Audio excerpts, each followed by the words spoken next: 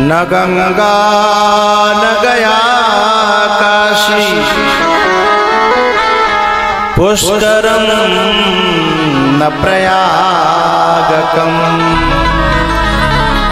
कथा सुनने से जो साधना बनती है वो न गंगा जाने से, न गया, न काशी, न पुष्करम, न प्रयागकम।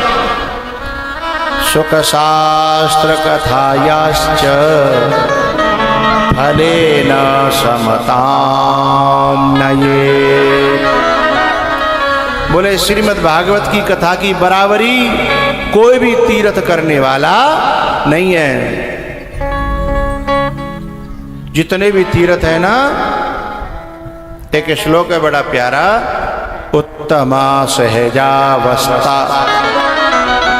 मध्यमा ध्यान धारणा कनिष्ठा शास्त्र चिंतनम तीर्थयात्रा धमा धमा।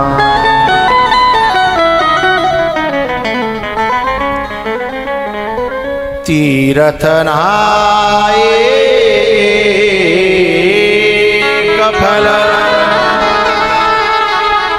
संत मिले फल चार।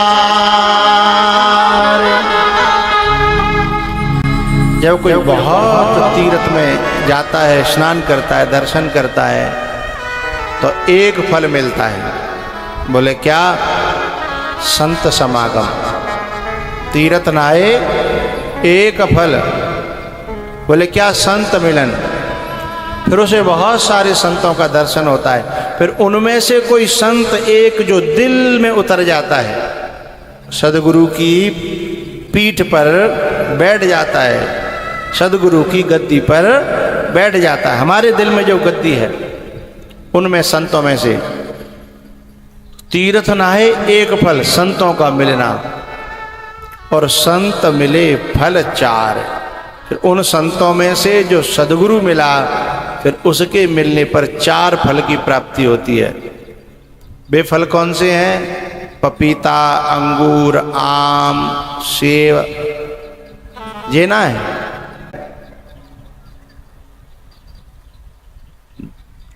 धर्म, फिर अर्थ, फिर काम और मोक्ष। हाँ, बहुत सुंदर गड्ढन भाई बता रहे हैं। देखो कितने साल है कि कथा है। ये चार फल हैं, धर्म, अर्थ, काम और मोक्ष। और इन चारों का भी भरत जी ने त्याग कर दिया था। धर्मन अर्थन काम रुचि और गति न चहूं निर्वाण। मोक्ष भी नहीं चाहता। जब इन चारों में व्यक्ति ठोकर मार दे, तो फिर परमात्मा उसे गले से लगा करके लिपट करके रोता है, इतना प्यार हो जाता है।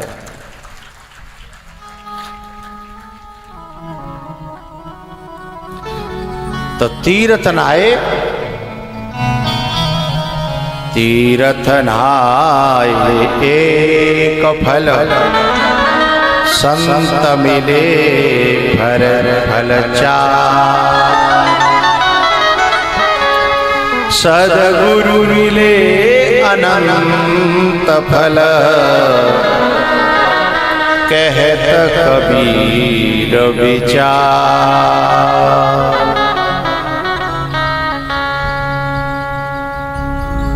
कहत कबीर विचार, कहत कबीर विचार।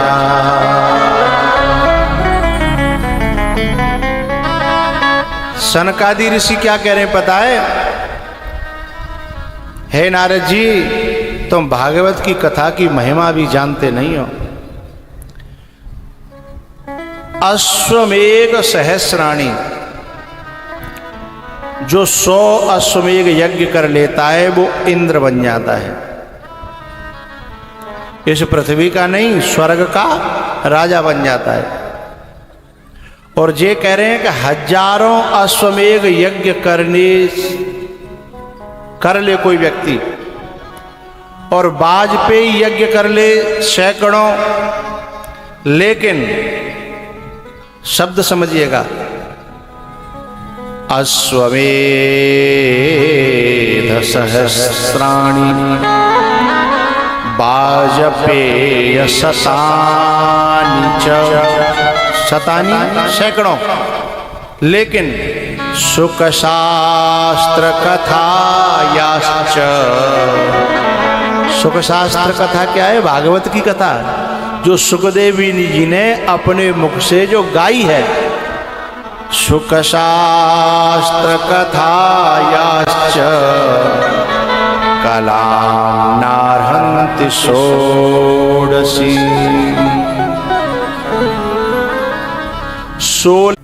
ये बाजमाने की लिखी हुई है ये श्लोक। उस समय 1 रुपया में 16 आना, क्या होते हैं? 16 आना। शायद यहाँ में ऐसे बड़े बूढ़े तो बैठे होंगे जिन्होंने 1 आना देखे होगा, 2 आना देखे होंगे, 4 आना तो अभी बंद भय कछुदना पहले।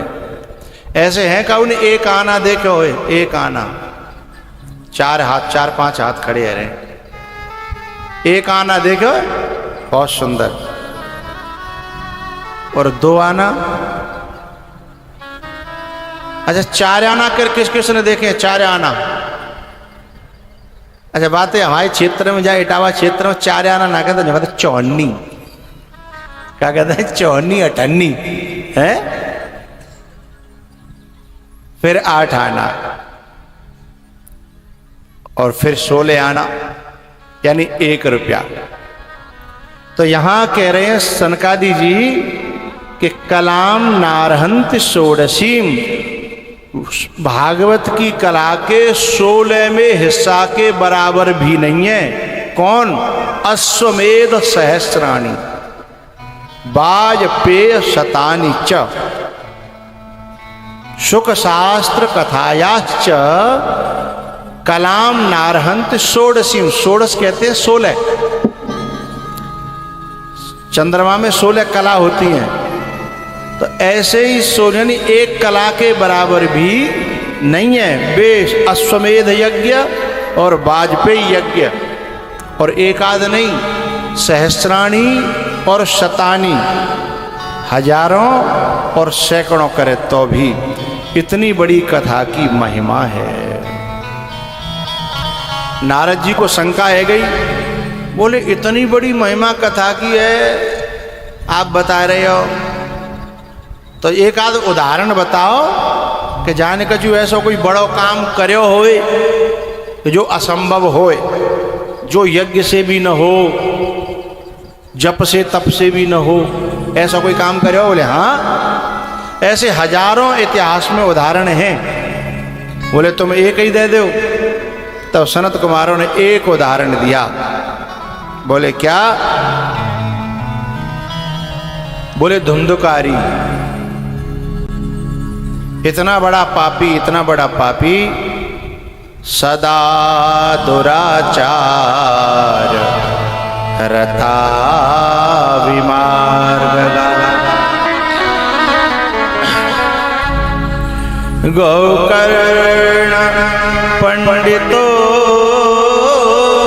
ज्ञानी धुंधकारी महाखल।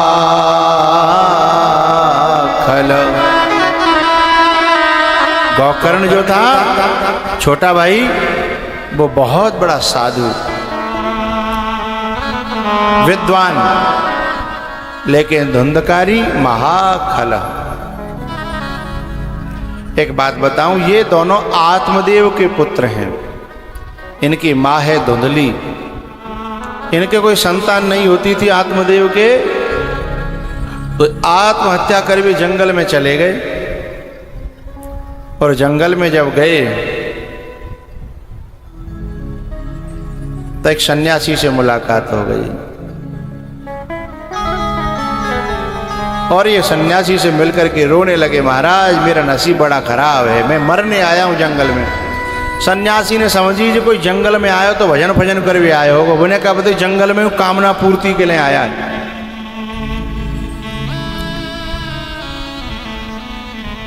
उन्होंने कहा, सन्यासी ने, कथम रोदसी विप्रत्वम काते चिंता बलीयसी। अरे भाई क्यों रो रहे हो? तुम्हें ऐसी कौन सी भयंकर चिंता ने सताया है, बताओ तो सही। तो उन्होंने पूरी बात बताई कि मेरे पास पैसा की कमी ना, यश की कमी ना, बुद्धि की कमी ना, विद्या की कमी ना। बोले मेरे घर में कोई संतान नहीं है। सन्यासी ने कहा, अरे ब्राह्मण विद्वान होते हुए भी तू संसार की प्रवृत्ति में इतना आसक्त है कि औलाद के लिए मरा जा रहा है। बोले नहीं महाराज, मैं सचमुच में मरा जा रहा हूं। बोले क्यों? बोले दुनिया मुझे निपुता कहती है और मैं ऐसा सुनकर के बड़ा कष्ट पाता हूं। अरे बोले दुनिया छोड़, भगवान को भजन कर, मनुष्य जीवन कोई जाके ले थोड़ी मिले। और तुम्हें तो भजन करना चाहिए। बोले नहीं नहीं, मैं बस की बात ना, भजन जाखन तो मेरे दिमाग पे जे चढ़ो के तो छोरा मिल जाए और नहीं तो प्राणों का त्याग कर दूंगा। अब तो तुम मिल गए, तुम्हारे पाँव नहीं माँ तो पटक के मारूंगा। सन्यासी बोले जी आप तो खूब लगी, मेरे ही जिस आगे मरेगो हैं। सन्यासी ने उस बालक को, उस आत्मदेव ब्राह्मण को सांत्वना दी और कहा, ले ये फल ले जा और अपनी पत्नी को खिला देना, तेरे बहुत उत्तम संतान पैदा हो। लेकिन भैया अब तो एवं कुतर्क योगी न,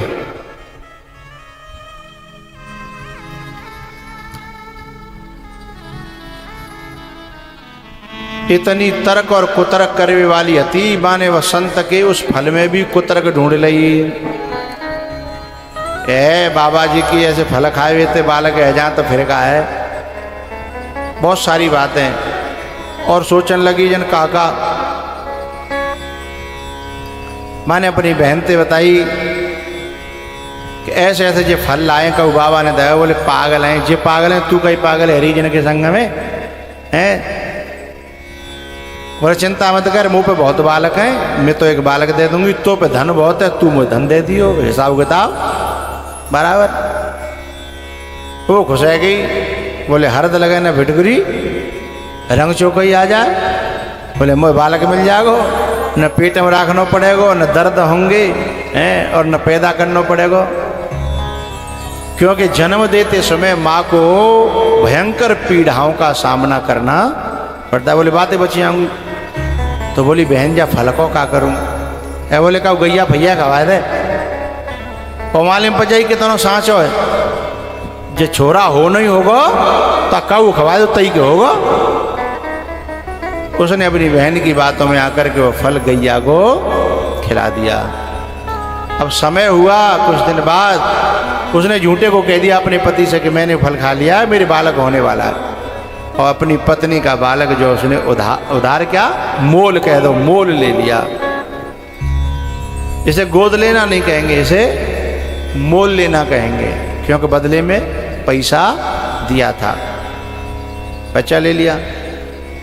अब ये ऐसी शिक्षा देवे वाली हती बा को छोरा कैसो होगो हैं, जो संत की बात पे विश्वास ना कर रही और न का वो करन दे रही, तो आगे छोरा तो ऐसे ही होगा। अब वो बड़ो है कि धंधकारी बनो और वो फल खायो खाओ, वह गाय के भी बालक भयो, फिर पूरा शरीर मनुष्य जैसा, केवल कान काय की तरह गाय की तरह थे, इसलिए नाम पड़ गया गौ कर्ण, जिसके कान हैं गाय जैसे, गौ कर्ण। लेकिन भैया संसार को दयो भयो फल यानी वो औलाद माने तो नाकम दम कर दी, और संत को दयो भयो फल बातें जो संतान प्राप्त भई बाने धुंधकारी की भी मुक्ति का उपाय खोज लिया, अपना भी कल्याण कर लिया, अपने पिता का भी कल्याण कर दिया। एक बार क्या हुआ, धुंधकारी ने जो है अपने माँ को एक बार पी करके आ गया घर में और माँ से कहने लगा सब सोना चांदी मुझे दे दे। मैं बेचूंगा फिर पीऊँगा।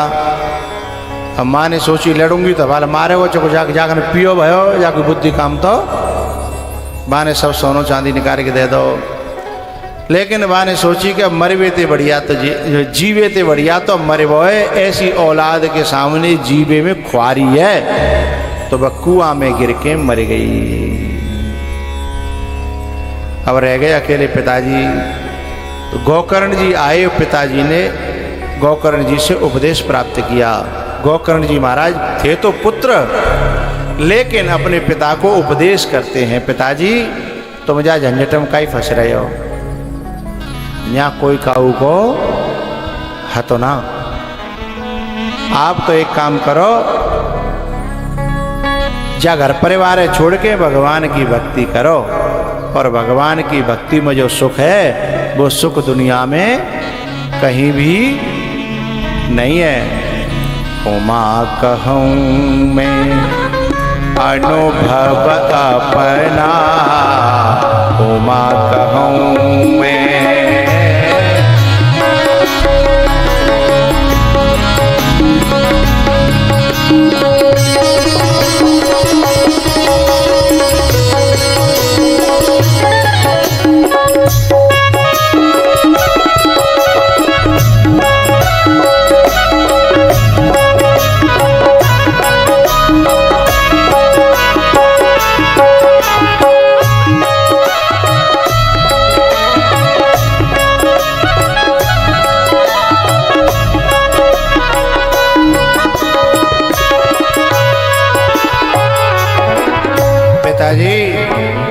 धर्मम भजस्व सततम त्यज लोक धर्मांश, सेवस्व साधु पुरुषान जहि काम तृष्णाम, अन्यस्य दोष गुण चिंतन मासु मुक्त्वा, सेवा कथा रसमहो नितराम पिबत्वम। पिताजी अब जब लौकिक धर्म में छोड़ो, जी मेरी पत्नी, जी मेरो लड़का, जी मेरो भैया, जी मेरो ताऊ, ये सब नाते केवल उलझाने वाले हैं, इनसे कोई भवसागर से पार नहीं होता, ये समय खराब करेंगे। शंकराचार्य भगवान कहते हैं कस्त्वं को हम उत आयातः, कस्त्वं को हम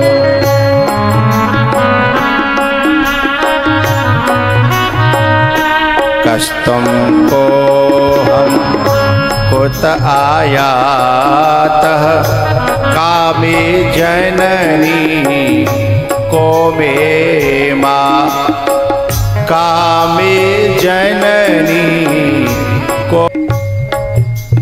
लक्ष्मण जी की माँ ने कहा था, बेटा मैं तो तेरे जा शरीर की माँ हूं, और ऐसी माँ तो जन कितनी बन गई तेरी। सही पूछे तो असली माँ कौन है? तात तुम्हारी मातु बेरे, तात तुम्हारे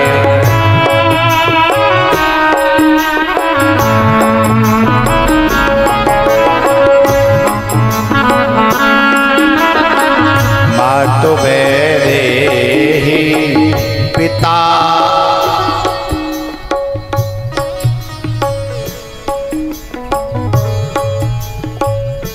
तात तुम्हारे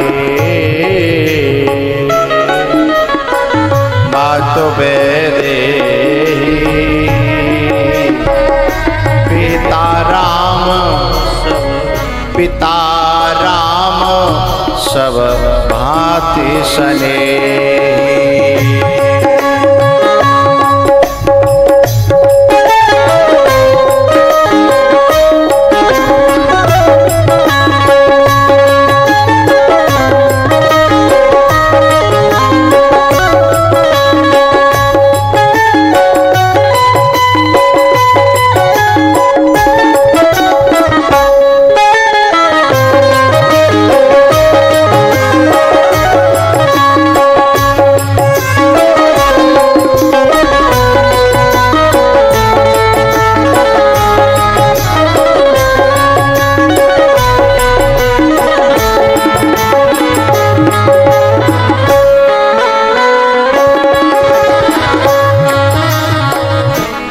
जितने लोग यहाँ बैठे हैं ना, ये सब के सब झूठा हैं, सब झूठा।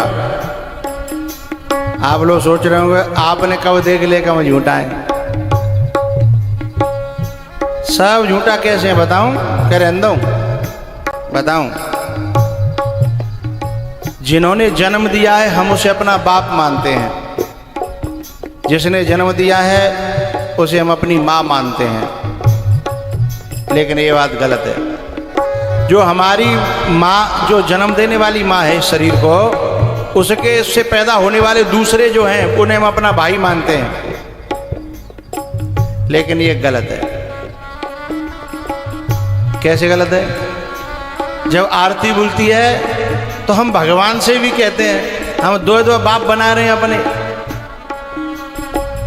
त्वमेव माता च पिता त्वमेव, त्वमेव माता च पिता त्वमेव, त्वमेव बंधु, बंधु माने भाई।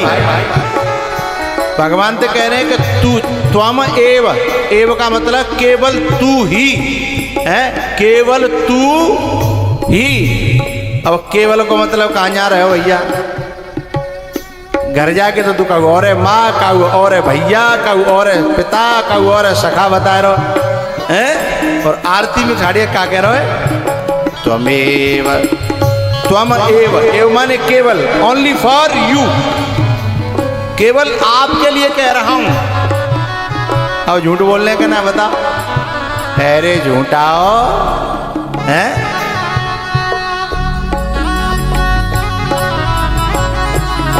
त्वमेव माता च पिता त्वमेव, त्वमेव बंधु, केवल तुम ही बंधु हो, हैं? च सखा त्वमेव।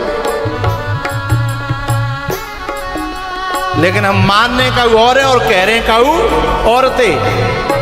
यही को तो मतलब है झूठे ही लेना, झूठे ही देना है, झूठे ही कह रहे हैं। लेकिन सचमुच में अरे विभीषण तो ऐसे ही कर रहे हो। राम जी का मंदिर बना लिया विभीषण ने लंका में, उनसे रोज कहता त्वमेव माता च पिता त्वमेव, त्वमेव बंधु च सखा त्वमेव। हनुमान जी पहुंच गए। हनुमान जी ने कही तुम रोजाना राम जी से कहते हो त्वमेव माता च पिता त्वमेव, त्वमेव बंधु च सखा त्वमेव। और जब मैंने पूछी तो क्या कह रहे हैं? नाथ दशानन कर में भ्राता। ले, मैं तो रावण को भैया हूं, तो फिर राम जी के सामने क्यों कहते हो त्वमेव बंधु? तुम ही मेरे तो बंधु हो, तुम ही सखा हो, है ना झूठा? तो हम लोग क्या है, मनते कछु और तनते कछु और।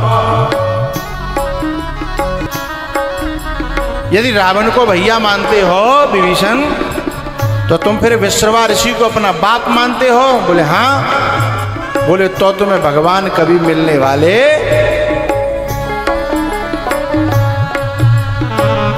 आशा एक राम जी सो दूजी आशा छोड़ दे, आशा एक राम जी दूजी आशा छोड़ दे, आशा एक राम जी सा।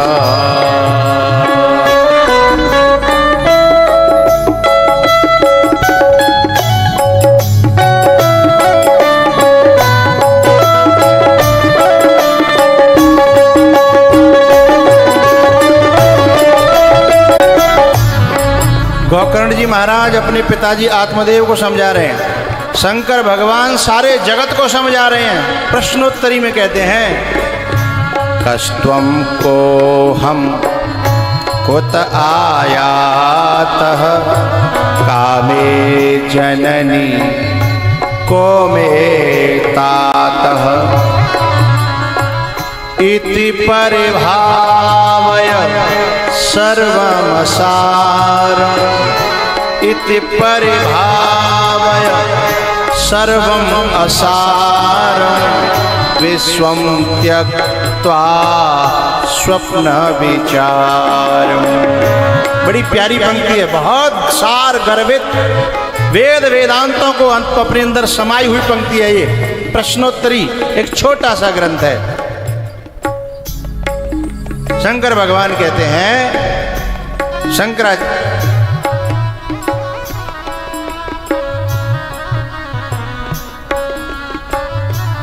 अरे जीव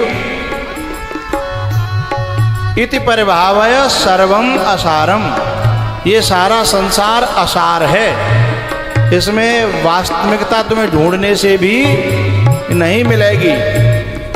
विश्वम त्यक्त्वा, ऐसा विचार करके कि ये स्वप्नवत है, सपने में तो कितने करोड़ कमा ले हो,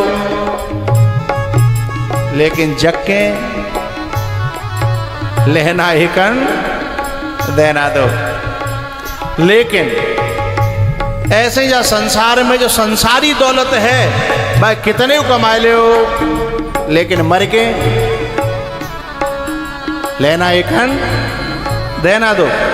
हाँ, स्वप्न के बजाय जागृत अवस्था में एक सुविधा जरूर है, वो स्वप्न में सुविधा नहीं है। जैसे हम मान के चलो कनाडा गए और कनाडा में हमने कनाडा की करेंसी कमाई, लेकिन यदि उसको हमने कन्वर्ट कर लिया रुपया में, हिंदुस्तान की करेंसी में, और फिर हमें हिंदुस्तान आए तो हमें मिल जाएगी। उस देश को छोड़ के इस देश में आएंगे और कन्वर्ट कर लिया, बदल लिया हमने, वहाँ के पैसा को हमने अपने पैसा में बदल लिया, तो अब हमारे काम आ जाएगा, है ना? बात समझ में आ रही है कि नहीं? ऐसे ही जा देश है छोड़ें और बा देश में जाना होए, क्योंकि रहना नहीं देश बिराना है, जितने दिना को बीजा उतने दिना रह सकते हैं।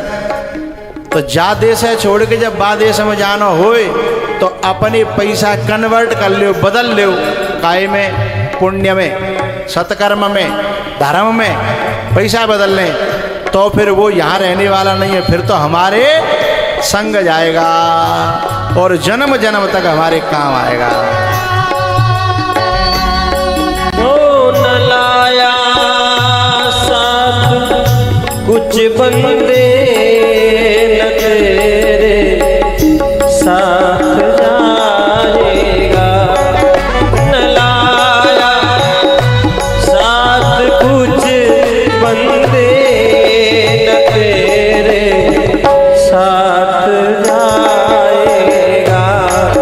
ये मुट्ठी बांध कर आया पसारे हाथ जाएगा, न लाया साथ कुछ बंदे न तेरे साथ जाएगा।